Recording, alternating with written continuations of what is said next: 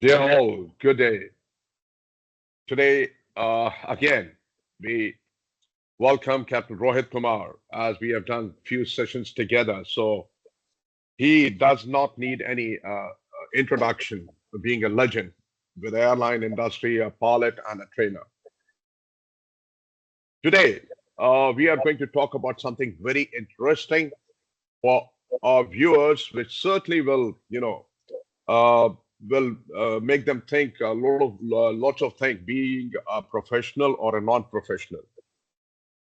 The agenda for today is about a mid-air collision which took place in USA at the DCA airport.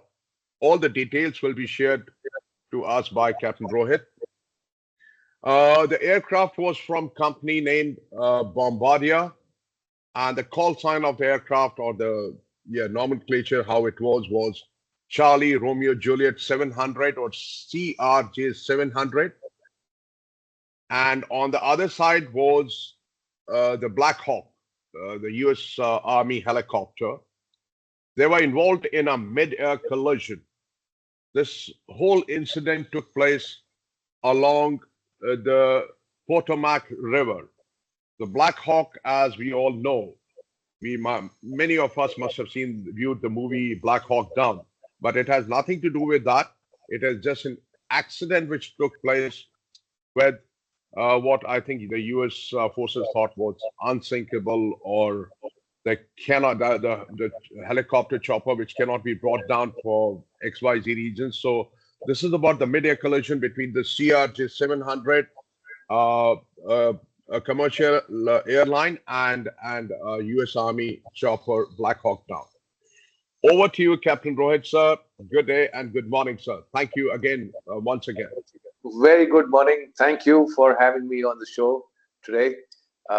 So, getting to the point, we are going to talk about this mid-air collision that occurred between the Black Hawk Yes, and sir. a CRJ 700, a Bombardier manufactured CRJ 700, and this happened over the Potomac River. Right, sir. It's the scene is at the Ronald Reagan National Airport, which is or short for that is DCA Airport. Uh, it's a very busy. It's quite a busy airport. Among the, I think 2024 is their ranking of how busy an airfield is. So for Okay. America, with the huge number of airports, that's also quite busy. So it's Hmm. among the busy airports in USA. Okay. Anyways, the CRJ is coming in on a flight and landing into DCA, and the Black Hawk is flying in that area. Following, there's a pre-designed plan for the Black Hawk to be flying Right, sir. along the Potomac River. But we'll see at one point their paths intersect with each other and a collision occurs. We'll see how that happens.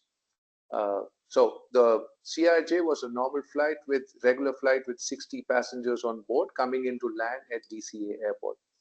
The helicopter, the Black Hawk, was a training flight, or it's not a training flight, rather a check flight. A trained pilot, he was being checked. The annual check was being conducted for that pilot. So there's another instructor on board, and they were flying with the use of something called as night vision goggles. Night vision goggles. Right, sir. Yes, so you would have seen them in Hollywood movies and all that, but Yes, definitely, definitely. these are very professional equipment which we normally civilians don't use, which we don't require to Okay, use it. okay, But okay. we'll see how this becomes one of the reasons, or could be one of the reasons why this collision occurred as well. Maybe because So, of the obscured vision, if I what I understand, yes, sir. yes. Okay, So it's okay, got very okay. limited vision. It's supposed to make you be able to see in dark, but it's also got its own limitations. We will see how that Hmm. turns out, right? Okay. So they're supposed to fly a pre-designed path along the Hmm. Potomac River. I'll show you Right. that. We'll come to that in a minute. Okay, Hmm. just a second.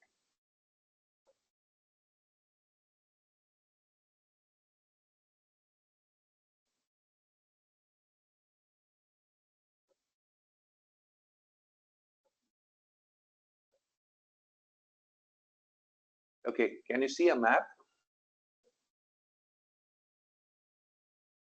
Yes, indeed, Captain Rohit. I can see the map, sir. Yes. Can you make it a I'm, little larger? yes, So, I will. I will. Okay. yeah, that's Can good. you? That's good. Thank you. Yes. Thank you. Can you see my cursor? I'm at that red circle, which A Yes, alpha, yes, yes. which, I can see that. and then I've drawn a sort of a red marker arrow lines along. Yes, yes, I can Yeah. see. So this is Yes. the path of the. Hmm. This is supposed to be the pre-planned path of the helicopter, all the way up to Okay. B. That's Bravo here.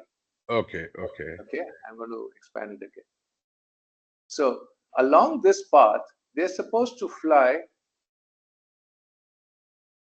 Along this path, they're supposed to fly at an altitude of about 200 feet. This is route 1 up till here, and then it becomes route 4. So the clearance is to fly via, if you follow my cursor, this is up till Hmm. here is route 1. This is about the Black Hawk you're talking about. Black Hawk Yes, flight. this is the Black Okay. Hawk's path supposed to be, Okay. the Path. helicopter's Right. path, right? Right, sir. So the clearance is to fly via route 1 and then followed by route 4. So the altitude they're supposed to fly along this path is supposed to be 200 feet 200 all feet the way above the ground or above the above the ground. sea So level. about so they're supposed to be flying over the river. It's about sea level. So Hmm. they're supposed to Sea fly level. 200 feet. Right. Yes, Right. all the way up to Bravo. That is B. And Okay. this hash line. This is where the collision occurs. Okay. Okay. Okay. Yeah. Just remember this. So I'll come to Right. the Right. other one Right. now. Right.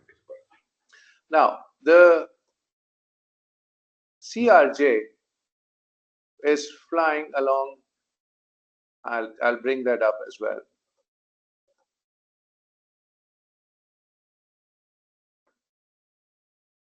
Just a sec.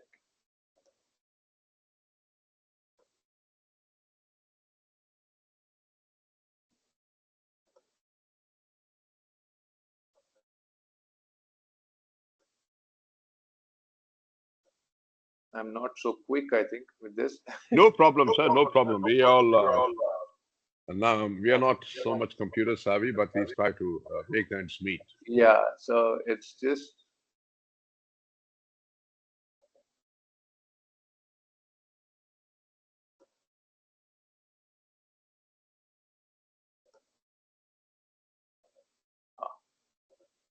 okay. All right. Can you see the Potomac River along again now? I can see that, sir. I can see. Yes. I can see. Can is my cursor is on runway 1. Is Right. that visible? Okay. Yes, it All is. right. It is. It is. Yeah. So CRJ is coming in and they're making an approach for this runway 1. Okay. Okay. The approach is they're supposed to land on runway 1. This is the whole runway. This is where they're supposed to land. That's the original plan. At some point, at about 1700 feet, they are asked to change over and to land on runway 33. 3-3. Okay. I can see the cursor. Right. So this is the new path they have to design. This is a normal feature at busy airports. You could be asked to land on a different runway from what you're approaching onto, and it is fine Hmm. because pilots we are trained for that. It just Okay. increases our workload in the last few minutes of the approach. Hmm. Okay. Okay. So, and this blue line was the path of the CRJ, which finally was going to land on runway 33. Okay. Okay. Okay. And this All right. orange line or the brown line is the path of the helicopter, that the Black Hawk. PAT Okay. 25 is the call sign of that. Right. So Part 25. yes, so this is the path which we saw along the map, and they're following the map, the pre-designed path. The only issue is they are at a different altitude. They're not at 200 feet. Yes. They're approximately about 300 feet. And the aircraft was flying at 1700 feet, something what you mentioned. No, no, it was when it was coming in for runway 1, it was about 1700 feet. They changed Okay. over, and obviously they're descending. Okay. They're going to Okay. descend. They can't be at 1700 Descending. feet. They will come Exactly. down to Okay. runway Okay. elevation. So they're continuously in a descent, right? So, Understood. uh, Understood. when they are descending, the helicopter is probably below them, and that also Okay. could have obscured the uh, airplane, the CRJ's visibility of this other helicopter. Yeah. Okay. Okay. Okay. Now, once we understand that, so Just one let me, question, Captain Rohit. This happened yes, yes. during the daylight or in the hours of darkness? This is in night hours. It's about 8 o'clock Night in the hours. evening. So Okay. imagine Okay. you have a city Yes. full of lights Right. that are Right. there Right. in the background, and these helicopter pilots are flying with this night vision goggles, which creates a very it's an artificial vision. Hmm. It's not normal that what we how we are our brain is used to understand. Okay. Okay. Now, this airplane is coming in on this path and it's descending. Obviously, the workload of these pilots must have been very high because they suddenly changed over from one runway onto another runway. So they're busy at this. Like, for example, a pilot coming in to land on a runway, he or she is focused on the runway and they're configuring, they're slowing down their airplane and everything. Their reference is this area of the runway to land. I understand, sir. So they're focused, really focused to be landing at that point. Yeah. Now, the helicopter that is coming in along this path, the brown line, was supposed to be Hmm. following this path, and it followed that path. The only difference was instead of being below 200 feet or at least 200 feet, they were approximately about 300 feet. Okay. Yeah. So at So that point in time, the ATC was not monitoring, or they did not, advise them to reduce their altitude. right. So ATC must have monitored, but then they probably missed it. We don't know that because it was not pointed out by ATC. Here in the conversation, if when we check, it was not pointed out by ATC that your altitude is not correct. Again, Okay. also at one point the ATC is telling the helicopter pilots to be, are you visual with the traffic that is landing onto runway 33? They say Hmm. yes, we are visual. Hmm. Okay, and so Yes. Yes. once a pilot declares I'm visual with another aeroplane or another traffic, then it Right. becomes the responsibility of the pilot to Hmm. see and avoid traffic. Okay. Okay, so Yes. Yes. the helicopter pilots declare we have the airplane in sight. So they Hmm. are they were told by ATC to pass behind the traffic. That is, go behind the traffic, and they agree on that. Uh-huh. But Okay. we don't, what we don't understand here is probably with their night vision goggles they were not able to identify the traffic correctly, or Okay. what was happening, which lights they had identified. Because if you look at uh, an helicopter, rather any aeroplane, it's got these Right. navigational lights, Hmm. right? So Yeah. with Yeah. on the right you have the green lights, on the left you have the red lights, and the tail Right. has got white. So when I Hmm. look at a green and a red light and a white light behind, I know the airplane is going to pass ahead of me and from the left to Right. the right. But with Correct. these night vision goggles, those are, they're not, they're monochromatic, so Okay. they would not be able to identify colors on that. Okay. Right, that was one of the issues. Right. So the airplane is descending onto for runway 33. The helicopter is supposed to be flying behind the aircraft, but they end up into the path of the airplane, and that's where Okay. the collision happens. The aircraft is descending, and this helicopter has maintained an altitude more than 300 feet, about Okay. 300 feet, and they Yeah. collide right in front of the on the approach end of the runway 33, and everything. Both the airplanes go down into Potomac River. Okay. It was a catastrophe. Nobody survived, and of course, the rescue operations were carried out, but then nobody survived in that. So, what had been the root cause or root cause analysis when the investigators had, been doing their job? Now it's easy. Let's say, for example, when I've described this whole thing, what would your natural reaction be?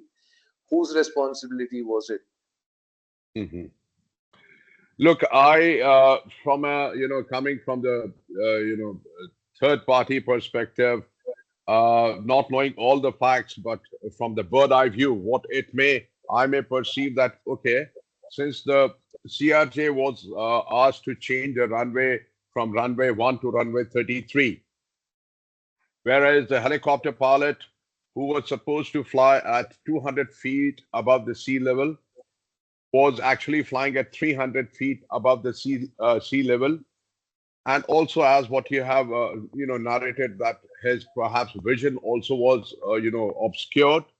Number one. Number two, it was the arts of darkness. That's the reason I had asked you this question, which is another adversary. Because from our point of view, when we make an approach, we prefer, or rather I would say I prefer to make an approach during daylight hours, because Correct. that's a psychological advantage to me besides Absolutely. all the gadgets.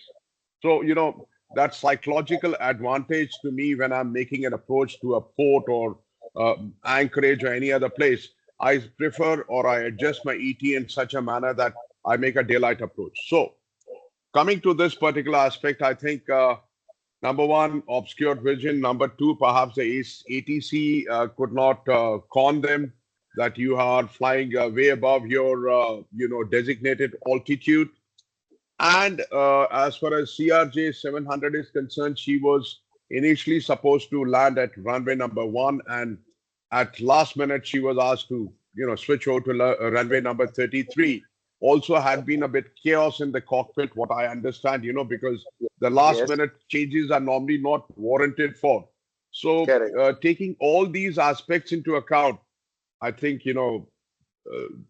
these perhaps may be one of the causes or main causes. Yes, absolutely. Very nice analysis, Captain. Uh, yes, there are so many people involved. The ATC could have noticed the altitude difference, uh, the change of runway, which brought the CRJ right into the path of the helicopter, and the helicopter itself maintaining an altitude different from what it was supposed to be.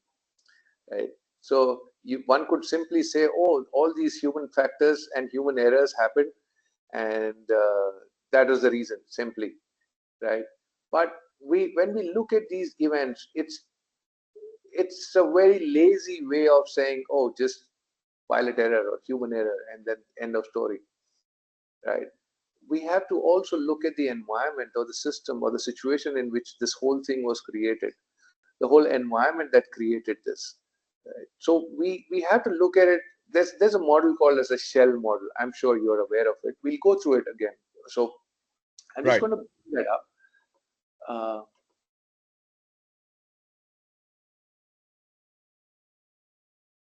so the shell model. Okay, this one. Is this visible now? SH. Yes, yes, indeed, indeed, indeed. Now the shell model, just to talk about it a little bit. The shell model talks about the how humans and machines and the environment and the software interact. Now, I'm just going to go into detail a little bit if that's okay with you guys.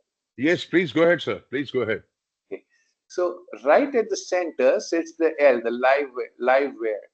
Okay, the liveware is the human being.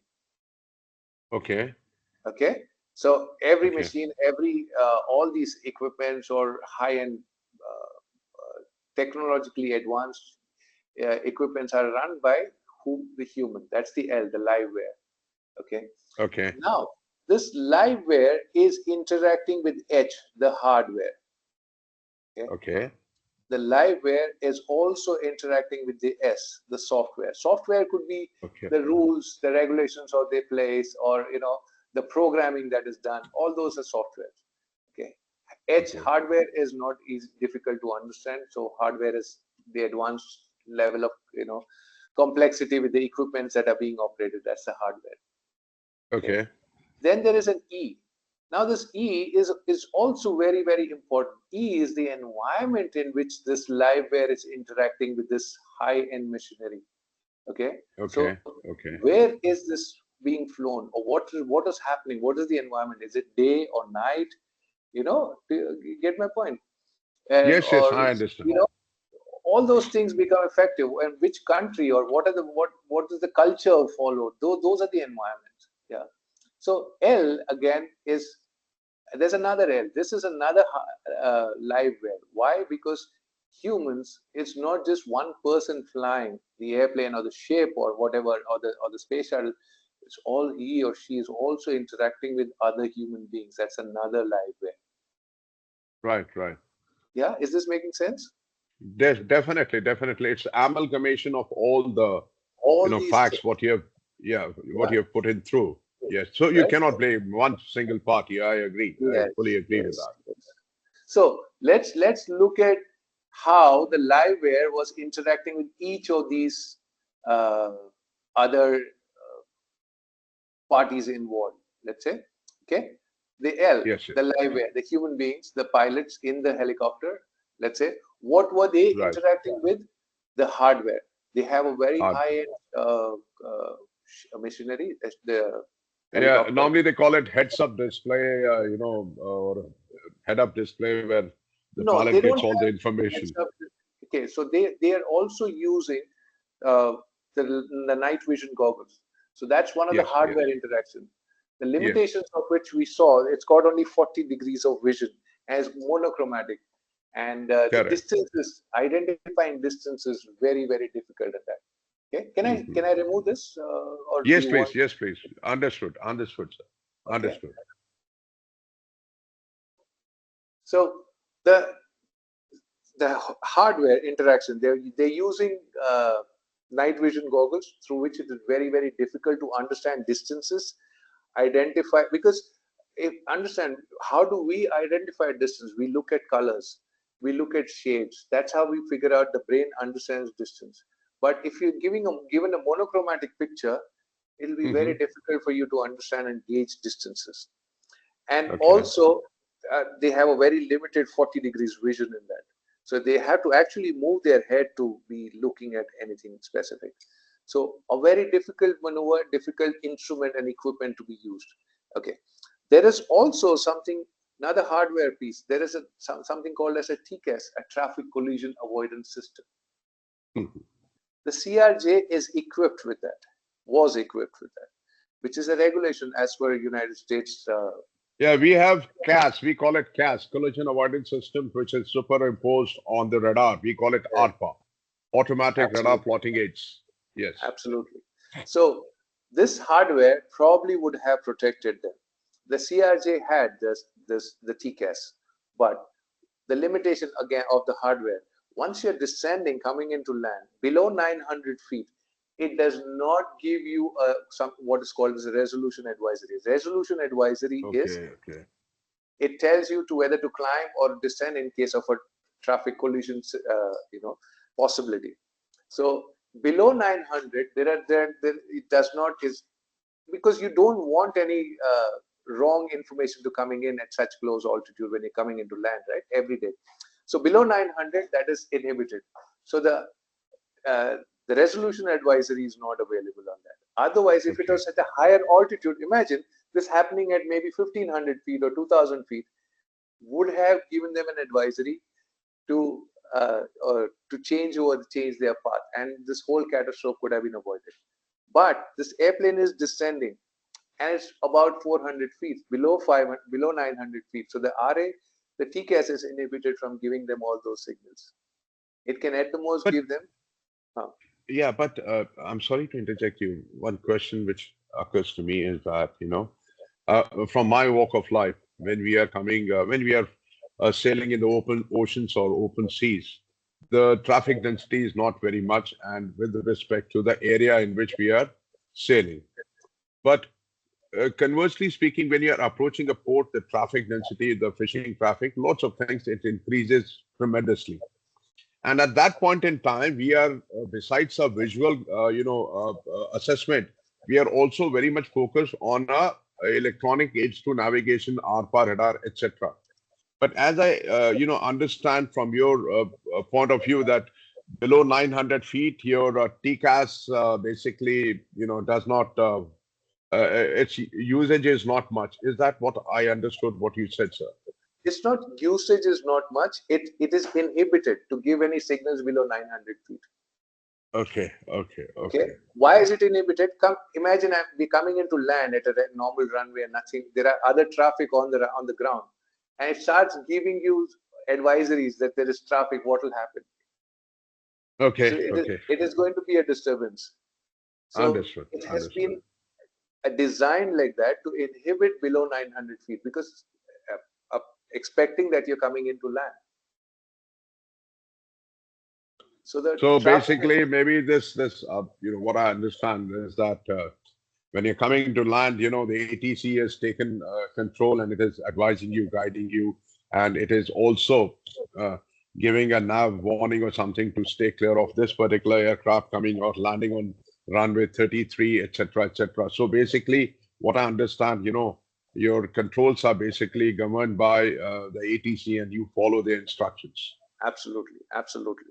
Okay, So okay, okay. ideally, if it was like I was saying, if it was at a higher altitude, maybe the TCAS would have come in with its warning systems, and they would have their paths would have diverted. They would have made Okay, taken okay. corrective action. Uh, But unfortunately, they are below 900 feet.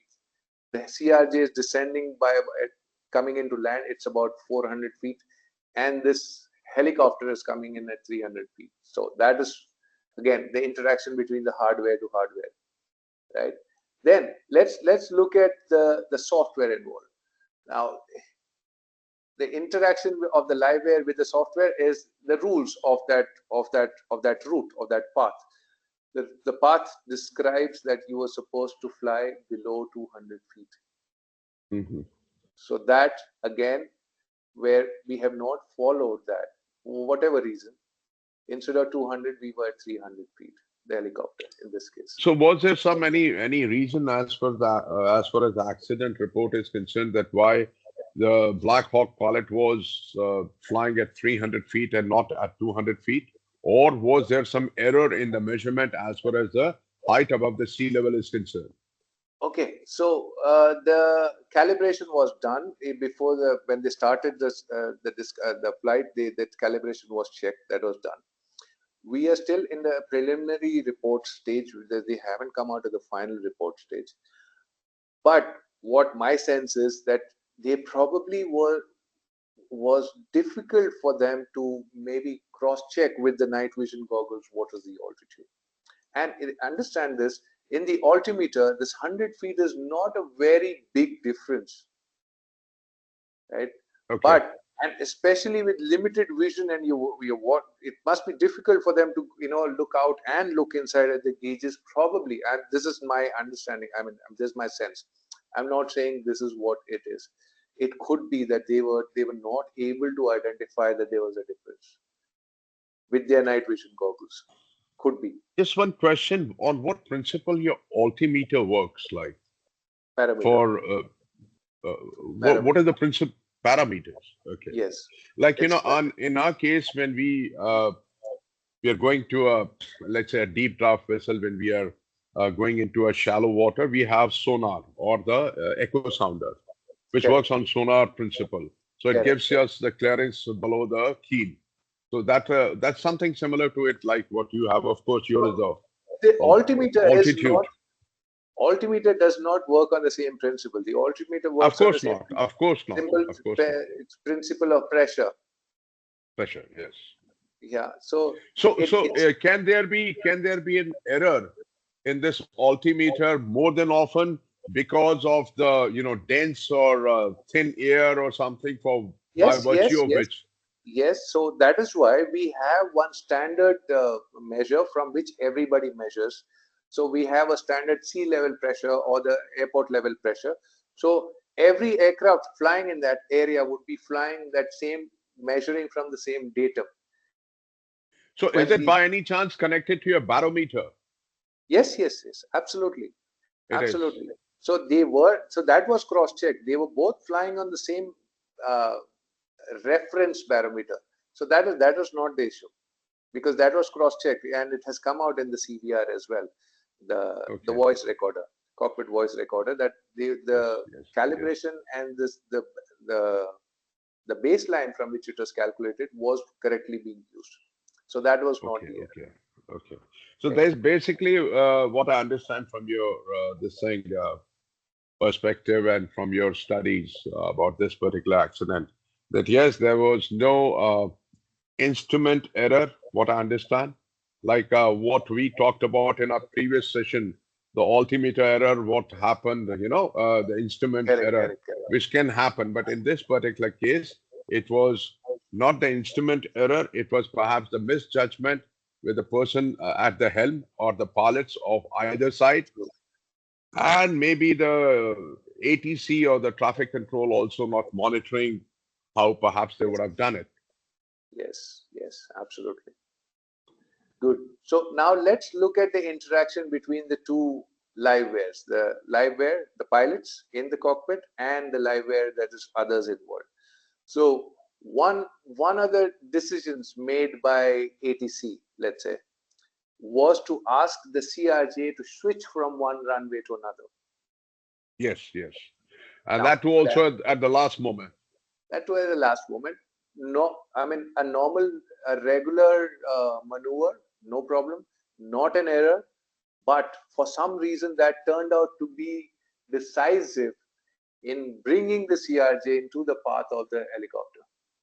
Yes, yes. Okay, that was the interaction between the live wire. Also, like you correctly pointed out, why wasn't it pointed out by the ATC that the helicopter was not maintaining an altitude which was appropriate for that route they were cleared for? It wasn't identified by the ATC as well. So see Yes, how the yes, live yes. wire interaction is coming into effect. I understand. I understand. Yes. Then we have to look at the next E, the shell model, the environment. Now, Right. if you, it is surprising if you look at what was the environment in which they were flying. Of course, it was night flights and all that. Where I'm going to go. The report also talks about the history of that environment in which this is happening. Now, we Okay. talked about DCA airport being one of the busy airports, right? Right. Hmm. Yeah. So Yes, sir. I'm just going to refer to my notes here. So in Hmm. between October 21, 2021 October and December 24, total number of operations into that airport were about 9,44,179, meaning landings, takeoffs, and all those operations into the airfield. Again, now you realize it's a busy airport. Very busy. I can Yeah. understand. Yes, yes. Now, during this time, between October 21 to 2021 October to December 24, there were about 15,214 occurrences where lateral separation was reduced and less than 1 nautical mile between aircrafts and helicopters. Okay. And a Aircrafts and separation, helicopter. yeah, Okay. and a The separation of lateral less separation. Yes. Yes. lateral separation of less than 1 nautical mile. Imagine One that's nautical these mile. are fast moving airplanes and things Yes, yes. in And the your air. one aerodynamics mile comes into play. Yes, one yes. mile is hardly anything. Yeah. 1852 meters. Yes, sir. Yeah. So Yeah. also they have come as close as up to 400 feet between each other. Yes. And this Yes. has happened in that time. That is, so between October 21 to December 24, 15,214 times. Oh, I see. That's quite a Quite a bit. percentage, though it's Yes. 900,000, 15,000, but it's involving directly the lives and Yeah. the So catastrophic results could be disastrous. absolutely, this was a situation waiting to happen. So you Right. had situations wherein every month at least one RA, resolution advisory, has come in, and the TCAS has saved the environment for Yeah. us. But Right, right, right. we haven't done anything about it in that this with all this data as well. There are about 85 recorded events of lateral separation less than 1,500 meters, 1,500 feet. They come as close as 1,500 feet, and with vertical separation of less than 200 feet. I can understand. Yes, sir. 85 recorded events of that. And have we done anything about it? Not really. Not So, really. yeah. when an event like this happens, it's not just the event. We have to look at all these things. You have, I mean, it's unfortunate. Everybody, the whole system has to take the blame. We have put these two airplanes into a system, into a situation where they're coming so close to each other, and you're waiting for a catastrophe to happen. Whereas you have history of so many times you got saved because of the live air, because of somebody who were very vigilant, the human being, or the hardware protecting you with the technology that is available, or so many things. But you were always dependent on those things to take care of you, take care of and protect us. Whereas the environment was never being protected. That environment should have been corrected long time back. So is it something the DCA airport perhaps may or may not, means I'm not, we are not judges, but what I construe that the Absolutely. DCA aircraft airport perhaps do not have that sort of ATC or the infrastructure to handle so many of the air traffic, inbound, outbound, landing and takeoff. Well, that is one thing. If it's understood also that it's a busy airport, what would you do? Is it correct to have a route which is so close to your approach path? Maybe that route had to be changed. Something had to be done. I mean, it's no, it's we can't be judges of that or what was to be done, Yes, but yes, there has yes, to be yes. when you have an event which is creating so many hassles and so many near misses, you have to look at it. You have to look at it Yes, and not yes, wait yes. for the event to happen and then say, oh, these people messed up, or the pilots messed up, or the ATC messed up. What were we doing when that event, before that event? And so many near misses we had. And you know the risk is so high over there. It should have been corrected. Right, right, right. You also must have, from your, with all your past flying experience, must have experienced something like this, that last minute, change of the runway, etc. So Yes, does it absolutely. create any kind of chaos in the cockpit, or you are prepared for your emergency contingency planning? It's a mini chaos at that point. It's a mini chaos because we all understand, we all human beings, we operate with an expectation of certain thing to happen, right? And we are planned for it, and your mindset is built for a certain expectation to happen. And you plan when you're coming Mhm. in for a runway, you're focusing on the runway, the wind conditions. There's so many other things, your configuration of the airplane, slowing down the speed of the airplane. Are you in the right altitude for to come into land? Are you at the right speed to come into land? Are you at the right configuration? With configuration as in the landing gear has been extended, the flaps have been extended correctly, and all those things, the checklist. And so your expectation is for a particular runway. Now, when that change of runway happens, although not a unimaginable situation, but still it's a mini, you know, or there's a huge increase of workload that happens at that moment, because you have to configure or the change the runway in your systems, mentally prepare for that, for the other runway, get sequence with all the the equipments, the instruments that are there on that runway. So it increases your workload, and at that time as pilots you're really, it increases. You have to have a high level of focus to be doing all those things. And in Mhm. that moment you have another traffic coming in. It's very, very, very difficult for them to deal with it. Correct, correct. So Yeah, I can understand this, Captain Rohit. I had not this, but kind of an experience. I was approaching Jebel Ali, uh, and it was a restricted channel. The cross currents through the across the channel were very strong, and this was 350-meter long vessel, deep draft vessel. And before entering at the mouth of the channel, maybe around 1 nautical mile or one cable, we call it like cable, point one nautical mile of point one nautical mile is one cable, so nine cables or 1 nautical miles off the channel. because the VTS had asked me, okay, Captain, you can come and enter the channel. You have to get the clearance. And I was dependent upon the VTS, and every ship will follow the VTS, or like you call your air traffic control, we call vessel traffic system, control system, VTCS. So I was just, aligning the vessel to the center of the channel, and the catch was that one is that you have to go at the maximum permissible speed, number one, because the cross current through the channel were very strong. If you go at a slow speed, you may get drifted on either side. Depends in which direction the current is setting. Number two, you're also constrained by draft because the clearance under the keel is also not much. So you have to calculate your speed, that what is the safe speed you can transit through this channel. At that point in time, when I was just about 8 or 9, say 9 cable or about 1 nautical mile off the entrance of the channel, the VTS tells me, oh, abort, abort, abort. I said, bloody hell. Now, aborting that and then taking a U-turn is another challenge, because a vessel of that size, takes quite a handsome amount of sea room to turn and take a U-turn.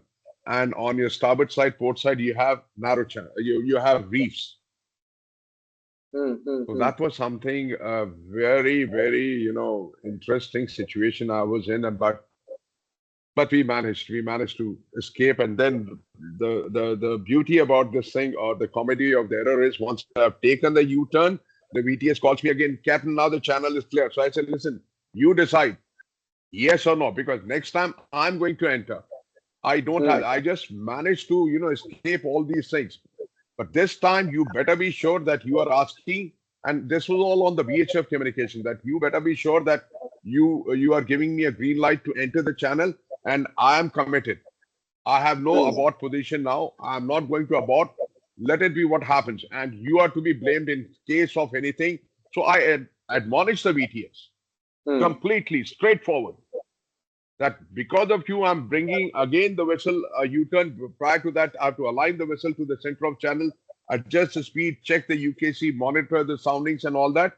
So and actually what happens that from our walk of life, the person who's sitting at the VTS or VT vessel traffic system control system is normally a radio officer who also has been a mariner, but he cannot perceive the grave situation. He can put in the vessel or the sea craft because of his miscommunication. Correct. I think maybe something, I'm just trying to correlate, Yes, it's your possible. thing with my thing, and I try to understand and try to be on a better wicket. That's true. So it's also the ATC would be in a similar situation. They would not probably understand. Of course, they are also trained about all these situations and all these things. But your perspective is your perspective. A person sitting in an ATC tower would have a very different perspective. You, as a captain of a ship or an airplane, you have a very different perspective of looking at things and doing things, because you know your limitations, you know your machines, performance machines, limitations, and all that. That probably would not be understood by the guy sitting on ground or the ATC tower. So that would be very, very different for that person. So that is why these kind of interactions are very important for people to understand each other. Right. Because once you narrated the whole episode, and fantastically you have explained us with all the pictorial, displays as well. So that is where it occurred, at the back of my mind, the kind of situation I had experienced. And like this, many mariners and the aviation pilots also might have experienced. So certainly it would have been a learning curve instead of going to the blame game to understand what actually happened on board CRJ 700 and the Black Hawk. And no means without prejudice, we cannot blame anyone. It is the person who is at the hot seat. He or she can understand what measures he or she had to take to escape that sort of situation. But then I believe all the three parties which are involved, and the other scary thing what you mentioned, that 900,000 flights take off and leave since 21 October till 2024, and there are 15,400 near miss or Correct. incidents or perhaps which were avoided had taken place, and still nothing much is done. That leads a lot to talk about. Correct. Absolutely. So things can go wrong if you have a possibility of things going wrong, and they will go wrong. Yeah, yeah, What yeah. we as professionals, or you could be a professional, pilot, you could be a mariner, you could be an investor. I think it's the environment that we have to protect first. As in, I'm not saying saving the planet, I'm also saying making the environment conducive so that things, when they go wrong, there's a lot of margin available for us to protect ourselves. Right, right, right. That is what we have to, I think that should be the learning from this. So make the environment in which the situation, the system in which you are working, allow it so much leverage that if when things go wrong, you have a lot of margin of safety available. It's when these reduction of safety margins happen, that's when things really go wrong. Because you're not, we cannot avoid making errors. You cannot stop making judgmental errors, or there are so many ways you could go wrong. You cannot avoid them. What we can only do is protect the environment in which we are creating these situations, these systems. Allow a lot of safety margins in that, so that when an event happens, we are protected by those safety margins. That should be the Yes, learning yes. out of this. We are not going to change. I I don't think anybody could promise that there could not be another helicopter which would maintain a different altitude, or an airplane which could be asked to change over to another runway. Those things are not going to change.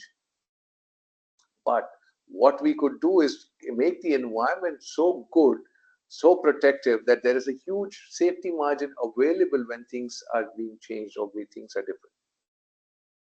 All I can say that, we need to exercise prudence towards the safety of navigation, be it airline or the maritime industry.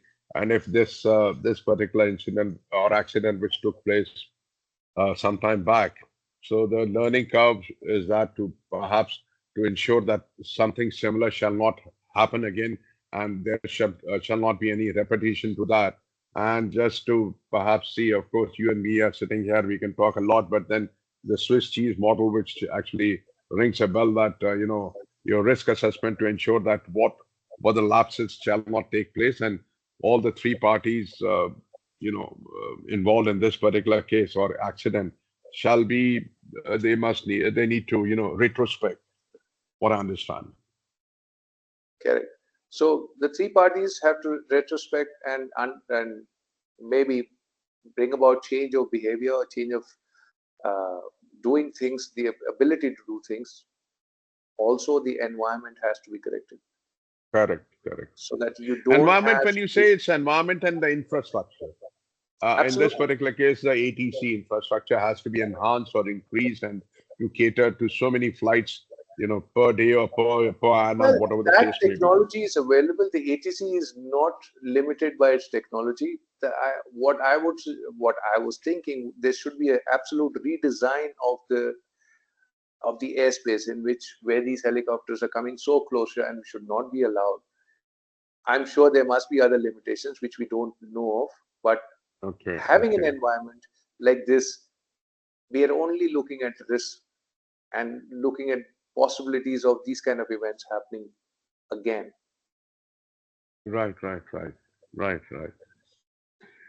Thank you again, Captain Rohit. Thanks so much, sir, for such a beautiful presentation and such a comprehensive presentation to make us understand what actually happened in this particular accident. Definitely. Thanks again, sir, and looking forward to see you again. Thank you again, Yes. sir. Good Thank you day. so much. Have a nice day. Bye bye, sir. Thank you very Thank you. much. Thank you, sir.